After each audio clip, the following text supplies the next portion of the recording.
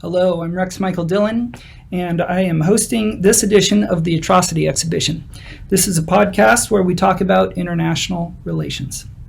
This episode is going to address current and emerging threats to U.S. national security, and it's going to specifically focus on the Democratic Republic of the Congo and the role that the United States should consider there.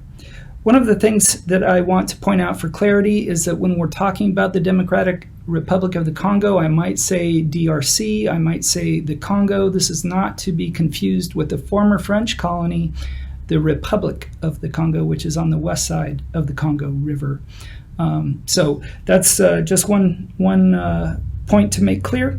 This podcast is going to discuss why the U.S. should take greater involvement in the world's 16th most populous nation. To give listeners a framework from the CIA World Factbook to introduce the Congo in the middle of Africa, here is a map. Geographically, it's the 12th largest nation in the world, and it's about 1/4 of the size of the United States. It's a nation with large urban centers. Kinshasa is a city of 11 million people. There are 6 other major cities with populations of more than 1 million people in the Congo. 45% of the nation lives in urban settings. And I bring this up because I think that a lot of times when people will picture Africa, they are thinking of savannas or the desert, the Sahara or something like that. This is an area that's got equatorial forests and it's pretty lush in many areas, has high pastures out in the east for grazing cattle and so forth. The nation is francophone. French is the official language, but its other languages are diverse, with 242 languages spoken, 4 of which are indigenous languages that hold national status. The people are vibrant. It's a place full of music and music lovers. And I'll try to get a couple of sound clips on here for you. It has the 2nd largest river in the world, which is the Congo River. It has a magnificent array of natural resources that are either a blessing or a curse, and we'll get to that in a little bit. It has immense possibilities for hydroelectric power. The copper, gold, industrial, and gem diamonds are mined, as well as cobalt and coltan, which are rare earth minerals that enable our electronic devices.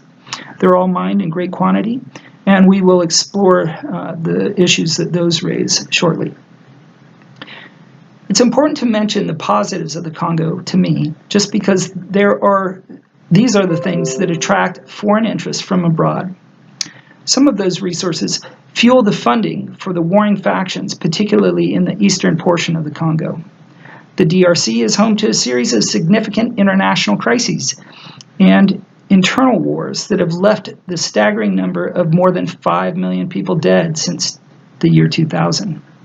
So imagine if the entire population of Alabama or Massachusetts or Colorado died from war-related causes in the last 20 years. It's pretty incredible. The deaths in the DRC are largely because it is a perennial fragile, if not failing, state. The trouble with fragile states range from kleptocrat leaders to inept leaders who often deliberately fail to execute programs that protect the populace and allow for growth, or at a minimum, a healthier population. In addition to those 5 million dead that I mentioned, there are 4.5 million internally displaced people in the Democratic Republic of the Congo, according to the latest UN estimates. Many areas of the Congo are in the midst of a continuing war that has raged on for about 2 decades. So this gives us a lot of things to talk about for the remainder of the podcast. Many of these topics comprise some of the reasons why the Congo is an emergent national security threat for the United States.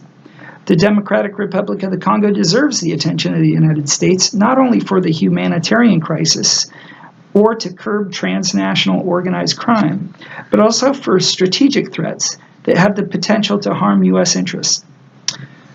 The danger is really mostly unseen by the American public or our politicians. The lack of a person responsible for the Africa desk in the Department of Foreign Affairs and the State Department with the current administration has, for the first time in history, not have helped. Because of the complexity of the situation in the DRC, this podcast will start with the peace treaty that was signed in 2002. But first, I think that it's important, before we talk about the recent history, to go way deep into the history of the Congo. So, we have back in the 1640s some of the first contact between the Dutch and the King of the Congo. Researcher Olaf Bachmann of King's College London notes that as early as the 1200s, prior to the European contact, the region was dominated by the African kingdoms from Dahomey and Ashanti to the Congo. Or to Congo, sorry. These proto-states had slave hunters who flourished by slave hunting. Contact with the Portuguese in 1482 made the slavery project even more lucrative. Estimates suggest that 4 million people involuntarily embarked from the mouth of the Congo River to slavery in the New World. First at the hands of the Portuguese, who were using the slaves to settle Brazil, through the 16th and 17th century, where the Dutch, the British, Portuguese, and French merchants all engaged in the slave trade through Congo intermediaries. Of course, on the east side of the country, you had the Muslim slave traders, the Arabic Muslim slave traders who had basically used Zanzibar as their entrepot. The next stage of the horror in the Congo is seen in King Leopold II of Belgium. He was anxious to get a colony in Africa. He was a little jealous of all of his other Western European rivals carving up Africa for their colonies. So in 1885, he declared the establishment of the Congo Free State, which was headed by himself. Between 1892 and 1894, the Belgians gained control from the Arab traders and the Swahili speakers in the eastern Congo. The Arab slave traders in Zanzibar suffered a significant loss of their slave trade sources in the eastern Congo. And then just prior to 1908, when the Belgian parliament wrestled control from King Leopold, since he had been using the Congo for his private use, they engaged private military contractors, which were both European and Africans, who killed millions of Congolese or worked them to death in the lucrative rubber trade. Leopold sought to overcome the South American monopoly on rubber, which was subsequently wiped out by a blight, but that's a different topic altogether. I do highly recommend the devastating account of the rubber trade to King Leopold's benefit in Adam Hochschild's book, King Leopold's Ghost, which was published in 1999. The atrocities prompted sharp criticisms from Americans such as Sam Clemens, also known as Mark Twain, as well as many American missionary societies and British missionaries and so forth, even though the British were also engaged in similar processes and projects. I do want to read something as we get ready to move on into the next section. This comes out of Joseph Conrad's famous book, The Heart of Darkness. He wrote it as a rebuke of King Leopold II. And here's the passage from the book that I wanted to share. Once, I remember, we came up upon a man of war anchored off the coast. There wasn't even a shed there, and she was shelling the bush. It appeared the French had one of their wars going on thereabout. Her ensign dropped limp like a rag. The muzzles of the long six-inch guns stuck out all over the low hull. The greasy, slimy swell swung her up lazily and let her down, swaying her thin masts. In the empty immensity of earth, sky, and water, there she was, incomprehensible, firing into a continent. Pop would go one of the 6-inch guns. A small flame would dart and vanish. A little white smoke would disappear. A tiny projectile would give a feeble screech, and nothing happened. Nothing could happen. There was a touch of insanity in the proceeding, a sense of lugubrious drollery in the sight, and it was not dissipated by somebody on board, assuring me earnestly that there was a camp of natives. He called them enemies, hidden out of sight somewhere. That was from Joseph Conrad's Heart of Darkness. Again, a critical book for you literary folks. Go ahead and read that one if you didn't read that in your younger years.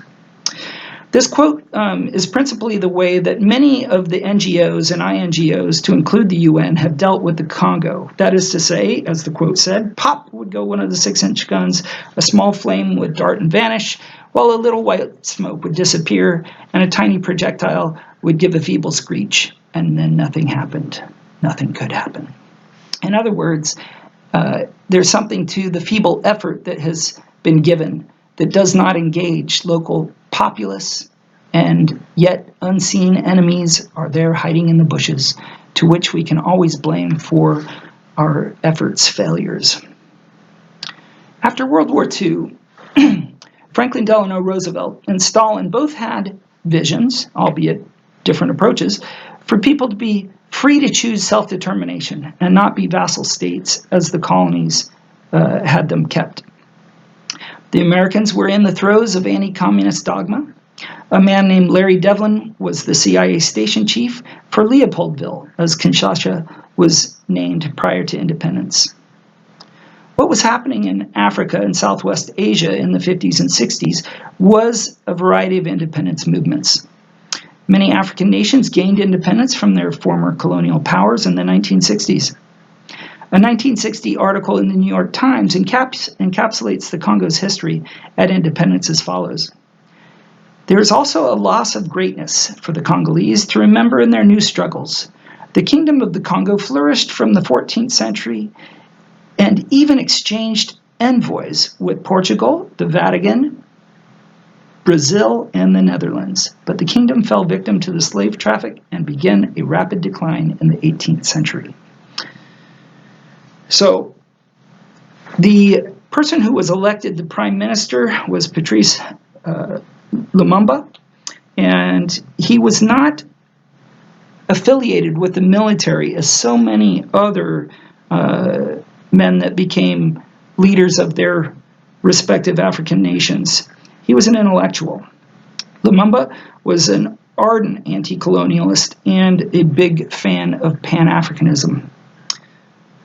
Conversely, the man who replaced him eventually, Joseph Mobutu Sese Seko, rose from being a young military sergeant major of the colonial Belgian Force Publique, and of course that's a enlisted rank, which was the highest rank for a Congolese allowed at the time. But with the colonists gone, though Belgium was still operating in the background, Mobutu became a colonel and chief of staff of the army. His friends in the CIA favored him over Lumumba because Lumumba fatally requested to get help from the Soviet Union.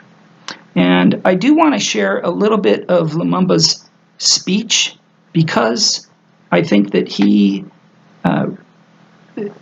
this kind of gets at a little bit of one of the reasons that I think that the United States needs to be involved. He says in his speech when they gained independence, and he's now the brand new prime minister of a brand new independent nation, he said, and of course in French, but we who were elected by the votes of your representatives, representatives of the people, to guide our native land, we who have suffered in body and soul from the colonial oppression, we tell you that henceforth all that is finished with. The Republic of the Congo has been proclaimed, and our beloved country's future is now in the hands of its own people. Brothers, let us commence together a new struggle, a sublime struggle, that will lead our country to peace, prosperity, and greatness. Together we shall establish social justice and ensure for every man a fair remuneration for his labor. We shall show the world that the black man can do what the black man can do when working in liberty, and we shall make the Congo the pride of Africa. We shall see to it that the lands of our native country truly benefit his children. We shall revise all the old laws and make them into new ones that are just and noble. We shall stop the persecution of free thought. We shall see to it that all citizens enjoy to the fullest extent the basic freedoms provided by the Declaration of Human Rights. He goes on to make another very lofty statement. So I think it's a great example of political rhetoric, and I won't even go on to the rest of it. Let me just cut to one part where he refers to Belgium, since Belgium had been their former colonizers. Even Belgium, which has finally learned that the lesson of history, and need no longer try to oppose our independence, is prepared to give us aid and friendship. For that end, an agreement has just been signed between our two equal and independent countries. I'm sure that this cooperation will benefit both countries. For our part, we shall, while remaining vigilant, try to observe the engagements we have freely made. That is an interesting situation because, of course, not long after independence, the Belgians sponsored a military mutiny that broke out for the Katanga region to secede from the rest of the Congo. So Joseph Mobutu then took state authority and imprisoned Lumumba. Lumumba was ultimately executed by firing squad. And Mobutu eventually became president a few years later and subsequently ruled the Congo from 1965 to 1997. He did have his detractors. I'm kind of surprised that he didn't kill this guy outright, but one of his detractors, who was regularly imprisoned, called Mobutu the Zairean Caligula, and stressed that Zaire was suffering from something more than just a case of high-level theft. Mobutu truly has a malady, he said. He is a kleptomaniac. Zaire is ruled by an uncontrolled thief. Mobutu's wealth was estimated at $5 billion in 1987. And that was when many people in Kinshasa were living on $1 a day. So when Mobutu took over, when they participated in the coup against Lumumba, CIA station chief the CIA station chief in Leopoldville, which is now Kinshasa, Larry Devlin, had backed Mobutu, as I said, because he was afraid of Lumumba's communist leanings, being the second largest African state. So Devlin frantically cautioned his bosses back in Washington, D.C., if Lumumba continues to hold high office, the inevitable result will be at best chaos and at worst pave the way to the communist takeover of the Congo. To be clear, although Lumumba was killed by firing squad at the direction of Mobutu, a story was released in August 1981 that told of a CIA plot to assassinate Lumumba. A CIA operative arrived in Leopoldville with a kit that was containing exotic poison designed to produce a fatal disease that was indigenous to the area. The lethal substance, he informed the station chief, was meant for Lumumba, and who was the recently ousted pro-Soviet minister of the Congo, who had a good chance of returning to power. So the plot against Lumumba was a classic example of American policy out of control. It was an assassination attempt launched by the CIA without any known record of a presidential order, merely on the assumption, which may or may not have been correct, that that was what the president wanted. So I know that those were two very long excerpts. One of the reasons that I was interested, and I'm talking about the quote from Joseph Conrad as well as the New York Times Magazine quote, but the reason that I felt that those needed to be shared in the entirety is so that the American listener can acknowledge that not only was Belgium culpable in the quagmire that exists in Congo today, but the U.S. and its exuberance to thwart international communism and stop the spread of Soviet influence, U.S. operatives killed in the cradle the nascent government seeking state formation, and we also eliminated those potential democratic institutions that would have served the Congo over the long term. So left to his own devices, Mobutu's terrible governance and theft brought his country to become a failed state.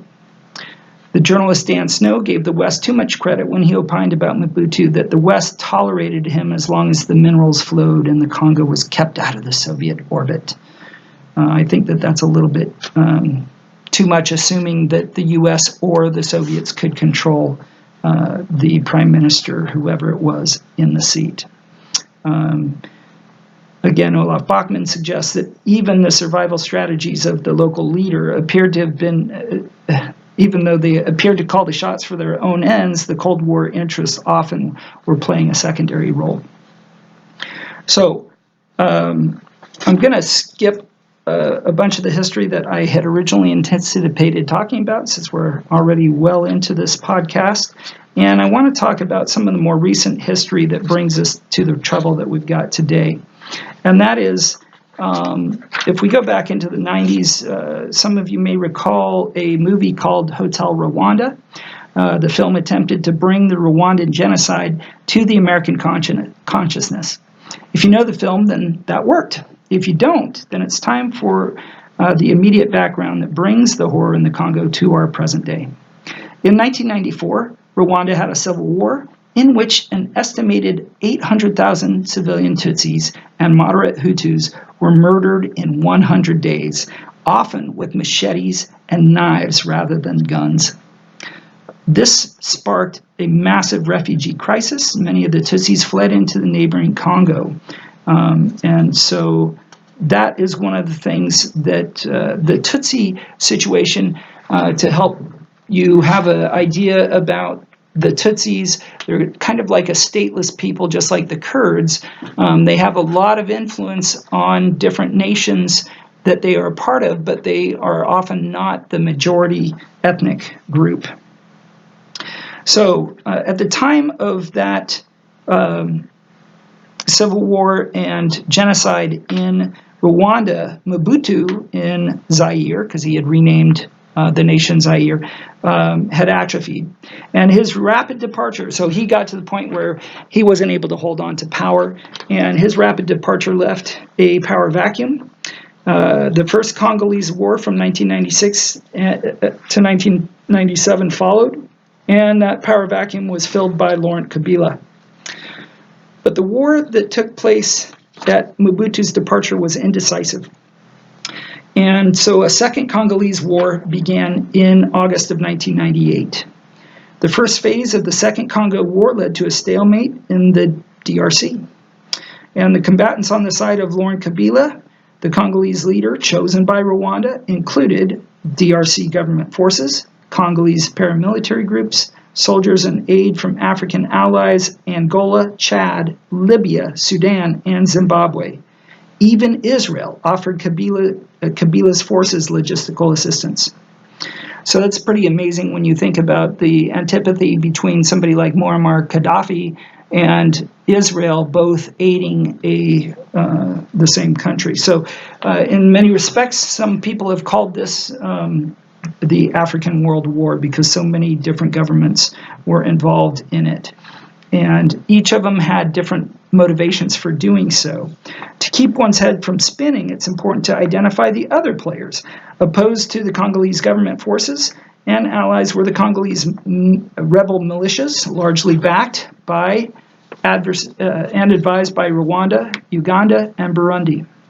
At the height of the Second Congolese War, there was upwards of 40 Congolese armed groups in the eastern Congo alone, while 9 different African states deployed troops to the same region.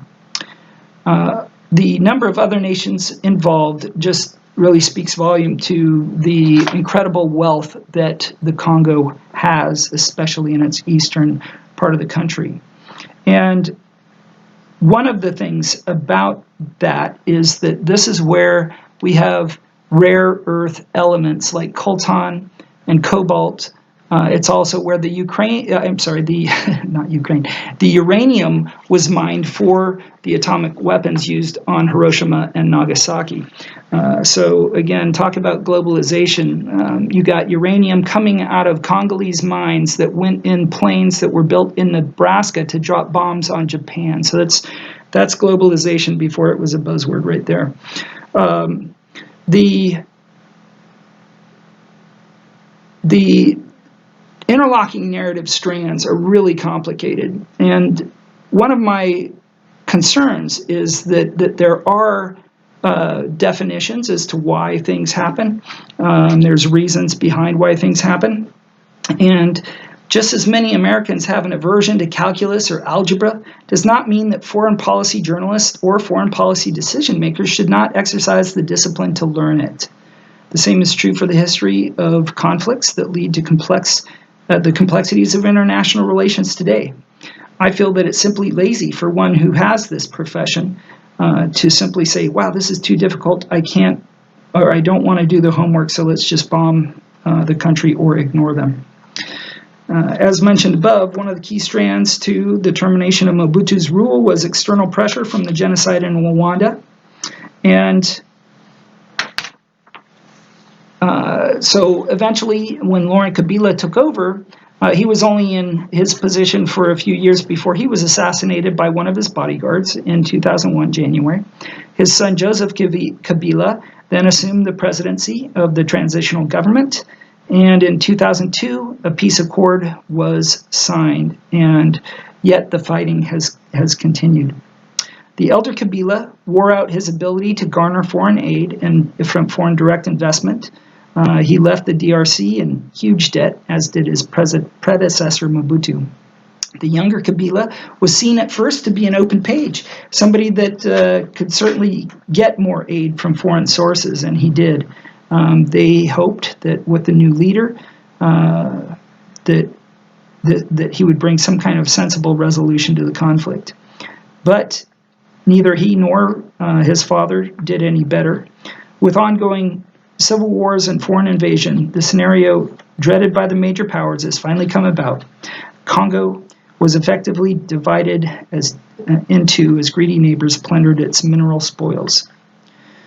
I would submit that the essence of slavery continues to exist today in the Democratic Republic of the Congo in the forms of conscripted child labor, child soldiers that were stolen or lured from their families, and via mass rape. The child miners of the Democratic Republic of the Congo risk death to dig for a highly dangerous ore that is used in mobile phones, laptops, and game consoles. Estimates on child soldiers are difficult. The children have been witness to many killings, and many among the children are obliged to kill. Their childhood was certainly stolen from them.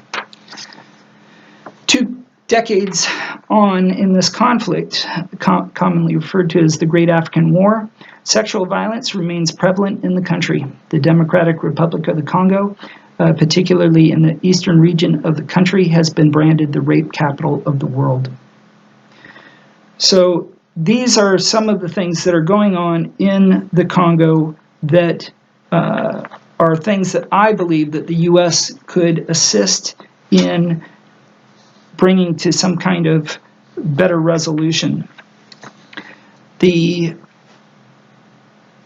To leave things as it is, because right now we have Rwanda and Burundi and Uganda exporting minerals that they don't even have in their own nation. So they are selling things out on the market to high-tech companies that need these kinds of things to produce the computers and smartphones that we're using today.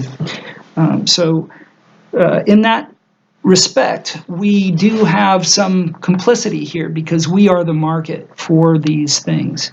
So just as the United States was heavily involved in the war in Colombia, although most Americans may not be aware of it, I think that the same thing needs to be brought here, but I would want to focus it more towards peacekeeping types of missions. I think that I want to turn for a second to the impact on international security. The threat that the Democratic Republic of the Congo poses to international security is analogous to the massive profits that illicit drug cartels have made. This is happening just like the drug sales made these drug cartels so powerful.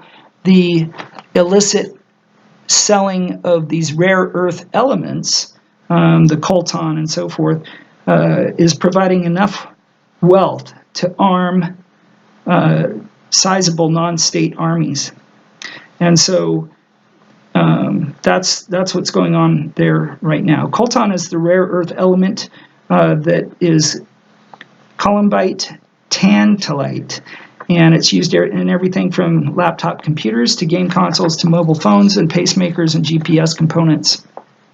So many of you have probably seen the film Blood Diamond with Leonardo DiCaprio. Well, coltan is just as blood-soaked as blood diamonds are. And as I said, I think that we owe it to the Congo, since we're extracting so much of this for our lifestyles, our internet-connected lifestyles, that it's coming at the cost of many lives. As I said, Uganda and Rwanda don't have any coltan, and yet their exports of the material continue to grow. Rwanda made $250 million in 18 months from exploiting the illegal trade. So that is quite a big deal. Other aspects of international relations that haven't been touched on already is the massive resources for infrastructure deal between the People's Republic of China and the DRC, which is worth $6 billion. I want to call this soft power. The scheme has China building new roads and rail lines and a university and hospitals and housing. And the PRC gets in exchange, the People's Republic of China gets in exchange, a guaranteed supply of copper and cobalt over the next 20 years. Oftentimes, as the IMF notes, that not only is the Congo underselling its assets, but people like the IMF and World Bank and other Western entities have still not been repaid for the loans that they gave to Mobutu and Kabila. And so they're a little bit frustrated that China is benefiting from sales of these guarantees, where they had already been creditors to give the country money, and it's just gone missing. No return on investment. To turn to the other aspect of what's happening in the Congo, there is Ebola outbreak and other risks for highly contagious diseases. And so that's one reason that the U.S. may want to consider being involved there, because it's a lot easier to contain things than it is to just let it go unmanaged. The effort to stabilize the Democratic Republic of the Congo involves nation building. And it is agreed that the U.S. shouldn't be unilaterally involved in nation building. We do need to be not only coming in with our military, but have a mix of military and civilians. But it is important to have unity of command to keep the capabilities knit together. And it does take a broad international backing. So peace enforcement is costly and controversial, even when it's done right. Obviously, there are critics of this, and that is that the record of the international community's success in stabilizing conflict or post-conflict zones is mixed, as Francis Fukuyama, who famously wrote The End of History. But this is from his other book, which is more recent, talking about governance and corruption and things like that. He goes on to say that the peacekeeping efforts in Afghanistan and the DRC did not prevent the reemergence of conflict.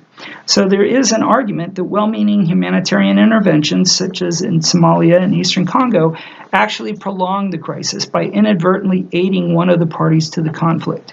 And I've certainly seen that happen in Afghanistan with monies that end up going to the Taliban, even though we're trying to use it for aid. Another recent book that sounds the alarm on the failings of U.S. foreign policy cites the failings in Iraq and Afghanistan. And Stephen Walt argues very robustly against U.S. international engagement.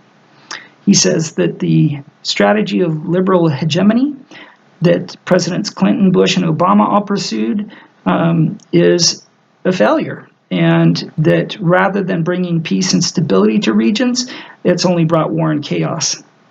I think it's important for us to look at what scholars like Walt see as the failure. He says that the Soviet defeat in Afghanistan in 1980 and the turmoil that in the 80s, And the turmoil that the United States confronted in Somalia after 1992 should have driven home the lesson even more powerful. Yet the United States has spent more now in a decade and a half trying unsuccessfully to do regime change and nation building in Iraq and Afghanistan, Libya, Yemen, and several other places at considerable cost with scant success. The futility of this task could not be more obvious than when Obama took office, and yet he chose to escalate the war in Afghanistan, acquiesced in the ill-advised campaign to topple Muammar Gaddafi in Libya, and continues to interfere throughout the Arab and Islamic worlds despite abundant evidence that such actions strengthened anti-American extremism. So that's the argument against the United States getting involved. I think that a very recent conversation that was published both on NPR as well as in Newsweek about a recent phone call between President Jimmy Carter and Donald Trump is really instructive. In it, the two discussed Carter's normalization of relations with the People's Republic of China. And Carter's discernment and vision is what I propose here. Trump said to Carter that he was worried that China was getting ahead of us, and Carter agreed. And he asked Trump, do you know why? I normalized diplomatic relations with China in 1979. Since 1979, do you know how many times China's been at war with anybody? None. That's not totally true. Vietnam, they went into Vietnam in 79, a few weeks after relations were normalized. But anyway, Carter points out that the adventurism that grips U.S. history makes the U.S. the most warlike nation in the history of the world. And this is how so-called soft power wins domestically and abroad. While Carter points out that it's an important step to cease imposing American values on other countries, he also suggests that China invests resources into domestic projects such as high-speed railroads instead of defense spending. So let's ask the rhetorical question, how many miles of high-speed railroad do we have in this country? Talking about the United States. 0 is the U.S. answer. Carter called out the waste of $3 trillion that doesn't even include the back-end cost of the Veterans Affairs Administration for veterans care once they start getting to the age where they need it. Meanwhile, China hasn't wasted a single penny on war, allowing its funds to be allocated elsewhere. So we don't need a great imagination to be able to leap the question which follows, where would the U.S. infrastructure be if the same money, $3 trillion, was spent on our infrastructure or on our soft power? The Washington Post noted in March of 2018 that Trump promised $1.5 trillion in infrastructure spending, and he's only 1% of the way there. So that was in March of 2018.